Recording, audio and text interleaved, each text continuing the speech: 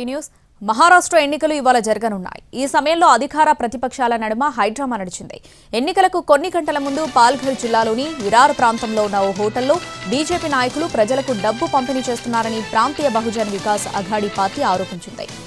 నాలాసోపరా నియోజకవర్గం నుంచి పోటీ చేస్తున్న భాజపా అభ్యర్థి రాజన్ నాయక్కు ఓటు వేయాలని కోరుతూ భాజపా ప్రధాన కార్యదర్శి మాజీ మంత్రి వినోద్ తావ్డే మరికొందరు నాయకులు ప్రజలకు డబ్బు పంపిణీ చేస్తున్నట్లు పేర్కొంది.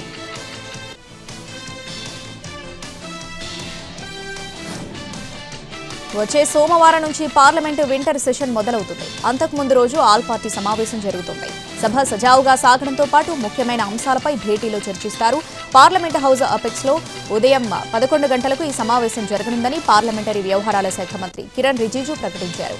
పార్లమెంటు ఉభయ సభల్లోని అన్ని రాజకీయ పార్టీల ఫ్లోర్ లీడర్లను సభా వ్యవహారాలపై చర్చించేందుకు కేంద్రం సమావేశానికి ఆహ్వానించింది. రాజ్యాంగాన్ని ఆమోదించి 75 ఏళ్లు పూర్తయిన సందర్భంగా ఈ నెల 26న ప్రత్యేక కార్యక్రమాలు జరగనున్నాయి.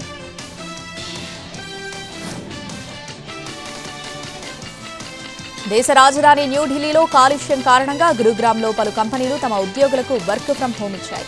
ఢిల్లీలోని పలు ప్రాంతాల్లో వాయు నాణ్యత సూచి 500 మార్కు దాటింది. ఈ క్రమంలో గురుగ్రామ్లోని పలు ప్రైవేటు కంపెనీలు, కార్పొరేట్ సంస్థలు కీలక నిర్ణయం తీసుకున్నాయి.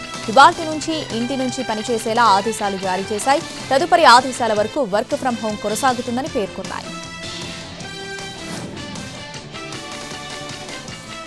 దేశ రాజధాని ఢిల్లీలో వాయు కాలుష్యం నానాటికి పెరిగిపోతుంది. దట్టమైన పొగమంచు కారణంగా గాలి నాణ్యత క్షీణిస్తుంది. ఈ క్రమంలోనే వాయు కాలుష్య స్థాయిలను ఎదుర్కొనేందుకు కృత్రిమ వర్షం కురిపించేలా కేంద్రం చర్యలు తీసుకోవాలని ఢిల్లీ మంత్రి గోపాల్ రాయ్ కోరారు. ఈ మేరకు ఆయన కేంద్రానికి ఓ లేఖ రాశారు.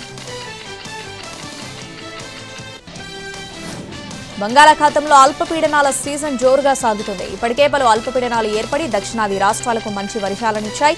తాజాగా బంగాళాఖాతంలో మరో అల్పపీడనం ఏర్పడనుందని ఏపీఎస్డీఎంయూ వెల్లడించింది. ఈ నెల 21 నాటికి దక్షిణ అండమాన్ సముద్రాన్ని ఆనుకుని పరిసర ప్రాంతాల్లో ఆవర్తనం ఏర్పడే అవకాశం ఉందని తెలిపింది.